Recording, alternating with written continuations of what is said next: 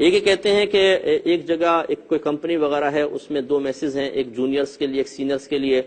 تو بعض اوقات ایسا ہوتا ہے کہ سینئرز کچھ کھانا لا کے جونیئرز کو دے دیتے ہیں، اور بعض اوقات جیسے ہمارے ہاں چوری کی عادت ہوتی ہے کہ جونیئر چپکے سے سینئرز کے اس میں چلے جاتے ہیں، وہاں پہ سینئرز کا کھانا کھا لیتے ہیں. کیا یہ شرعاً جائز ہے؟ دیکھیں، اگر تو کمپنی نے یہ پابندی لگائی ہے کہ کوئی جونیئر سینئرز کے پاس نہیں جائے گا، اسی طرح کھانا جونیئر کا جونیئر کے پاس ہوگا، سینئر کو کھانے کا مالک نہیں بنایا، صرف کھانے کی اجازت دی ہے، تو پھر جونیئرز کا وہاں جا کر کھانا یہ بھی حرام، اور سینئرز کا اس کھانے کو جونیئرز تک پہنچانا یہ بھی سخت ناجائز اور گناہ کبیرہ ہے اور چوری ہے. اس لیے ان سب کو چاہیے کہ اللہ تعالیٰ کی بارگاہ میں توبہ کریں اور تھوڑے سے زبان کے لالچ کی وجہ سے اپنی قبر کو اندھیرا کرنے والا عمل نہ کریں. جو پیٹ میں حرام کو اتارے گا، نبی کریم صلی اللہ علیہ وسلم نے ارشاد فرمایا کہ جو گوشت حرام سے پلے بڑھے تو اس کے لیے جہنم کی آگ ہی بہتر ہے. تو سمجھ لیجئے کہ یہ حرام پیٹ میں اتارنا یہ جہنم کی آگ اتارنا ہے، اس سے بچنا چاہیے، توبہ کریں. اب اس کا حل کیا ہے جو کر چکے ہیں وہ میں انشاءاللہ عرض کرتا ہوں ایک مختصر سے بریک کے بعد.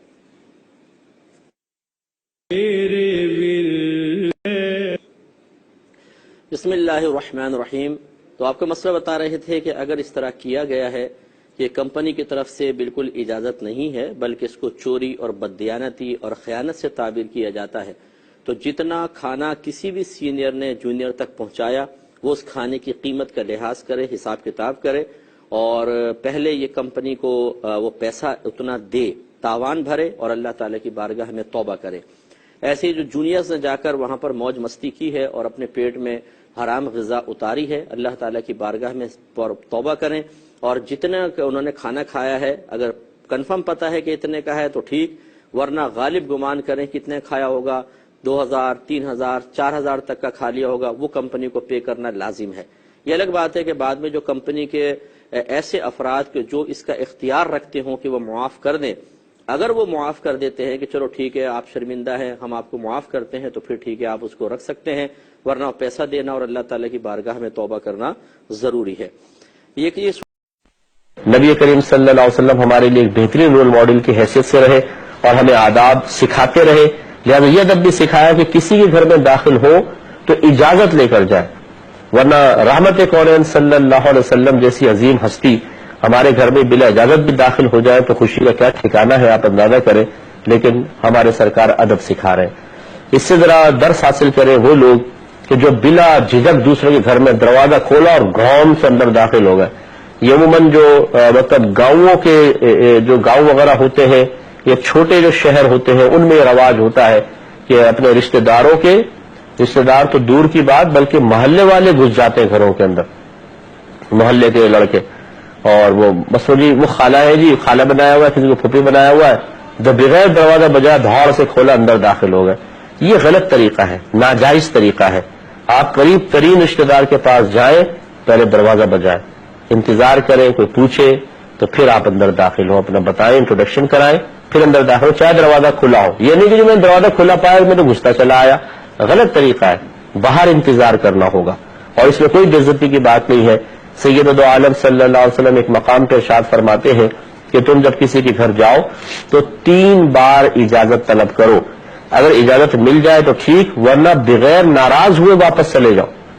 دیکھیں کتنی پیاری بات ہے. آپ دروازہ بجائے، کوئی جواب نہیں آیا، پھر دروازہ بجائے، جواب نہیں آیا، پھر دروازہ بجایا، جواب نہیں آیا، بغیر ناراض ہوئے لوٹ جائیں. ہو سکتا ہے کوئی واش روم میں ہو، کوئی پریشانی میں ہو، پتہ نہیں کوئی اندر ہو یا نہ ہو. ہم تو گھنٹی پہ ہاتھ رکھ دیتے ہیں، دوڑ دروازہ بجاتے ہیں اور پھر کوئی نہیں کھلتا بالفرض تو ناراض ہو جاتے ہیں کہ جی ہم تو آئے تھے اور دروازہ تک نہیں کھولا ہمارے لیے، جواب تک نہیں. اندر بیٹھے ہوں گے، خاموش ہو گئے ہوں گے، جان بوجھ کے جواب نہیں دیا، وہ بدگمانیاں. تو کیونکہ آداب نہیں پتا، ہم نے اپنا مذہب نہیں سیکھا ہے. مسلمان گھرانے میں تو پیدا ہو گئے، کہتے جی ماشاءاللہ مسلمان ہیں، جی کیسی باتیں کرتے ہیں مسلمان ہیں. ارے بھائی مسلمان تو ہے لیکن مسلمانی سیکھنے سے آتی ہے. کامل مسلمان سیکھنے سے بنتا ہے، عمل کرنے سے بنتا ہے. مسلمان تو گھر میں پیدا ہو گیا، اگر کسی موچی کے گھر میں بچہ پیدا ہو جائے موچی کا ہی بیٹا کہلائے گا، لیکن کامل موچی تو نہیں بن جائے گا، اسے وہ ہنر سیکھنا پڑے گا. کسی ڈاکٹر کے گھر میں کوئی بچہ پیدا ہوا ڈاکٹر کا بیٹا تو کہلائے گا لیکن ڈاکٹر نہیں بن جائے گا، اسے پورا پڑھنا پڑے گا، میڈیکل کی تعلیم اس کو حاصل کرنی پڑے گی تب وہ ڈاکٹر بنے گا. تو تو مسلمان کے گھر میں اگر پیدا ہو گئے تو مسلمان کا بچہ تو کہلائیں گے اور مسلمان بھی کہلائیں گے، لیکن کامل مسلمان بننے کے لیے ہمیں اپنا دین اسلام سیکھنا پڑے گا، اس پر عمل پیرا ہونا پڑے گا، تب کہیں جا کے کامل مسلمان بنیں گے۔ یہ کس نے کہاں لکھا ہے قرآن و حدیث میں کہ اگر آپ مسلمان گھرانے میں پیدا ہو گئے تو اللہ تعالیٰ سارے علوم، سارے آداب اور ساری جو مذہبی اور شرعی تعلیمات ہیں اس کا نچوڑ آپ کے قلب میں ڈال دے گا، اور جیسے جیسے آپ بڑے ہوں گے کامل عالم اور مفتی بھی بنتے چلے جائیں گے۔ اگر تو ایسا ہوتا تو ہر گھر میں جتنے بڑی عمر والا ہوتا اتنا بڑا مفتی اعظم پاکستان بیٹھا ہوتا، لیکن ہمارے یہاں تو صورتحال یہ ہے کہ بچپن سے لے کر جوانی، جوانی سے لے کر ادھیڑ عمری اور اس سے لے کے بڑھاپے تک علم سے ہمارا کوئی رابطہ نہیں ہوتا۔ تو ہمارے ہاں بزرگ ترین جاہل گھروں کے اندر موجود ہوتے ہیں جو ہر چیز کے میں غلط فیصلے کر رہے ہوتے ہیں، خلاف شرع فیصلے کر رہے ہوتے ہیں، اپنی بھی آخرت برباد کرتے ہیں، دوسروں کی بھی آخرت برباد کرتے ہیں۔ معذرت کے ساتھ برا نہیں مانا جائے، جو حقیقت ہے وہ حقیقت ہے کہ ہمیں دین سیکھنا چاہیے تھا لیکن ہم سیکھتے نہیں ہیں۔ تو خلاصہ کلام یہ ہے کہ رحمت کونین صلی اللہ علیہ وسلم نے ہمیں ادب اور احترام سکھایا کہ اجازت لو۔ اب میں آپ سے پوچھتا ہوں، دیکھیں سرکار سے بڑھ کر کوئی اللہ کا محبوب ہو سکتا ہے؟ نہیں۔ آپ سے بڑھ کے کوئی عالم؟ نہیں۔ آپ سے بڑھ کے کوئی فتویٰ دینے والا؟ نہیں۔ آپ سے بڑھ کر کوئی پیر؟ نہیں۔ تو جب ہمارے نبی کریم صلی اللہ علیہ وسلم ان تمام مناصب کو حاصل کرنے کے باوجود اجازت لے رہے ہیں تو پھر آپ کے بعد کون ایسا ہے کہ جو بغیر اجازت گھر میں داخل ہو سکتا ہے؟ اب اگر پیر صاحب کوئی ہے اور وہ مرید کے گھر میں بلا جھجک اندر داخل ہو جائے اور بولیں گے پیر کا بڑا حق ہوتا ہے تو غلط کہہ رہے ہیں۔ وہ سب سے بڑے جو شیخ ہیں وہ ہمارے رحمت کونین صلی اللہ علیہ وسلم ہیں کہ جن کے بارگاہ سے طریقت کے اصول سیکھے جاتے ہیں، وہ تو اجازت لے اپنے غلام کے گھر پہ جاتے ہوئے، اور میں یہ سوچ کر کہ جی چونکہ میں ایک عالم دین ہوں، چونکہ میں ایک مفتی ہوں، چونکہ میں ایک مذہبی شخصیت ہوں تو میرے لیے بلا جھجک گھروں کے اندر گھسنا جائز ہو جائے گا، یہ بالکل غلط ہے۔ جو ایسا سوچتا ہے وہ نبی کریم صلی اللہ علیہ وسلم کے طریقے کے خلاف چل رہا ہے، جو بالکل غلط ہے۔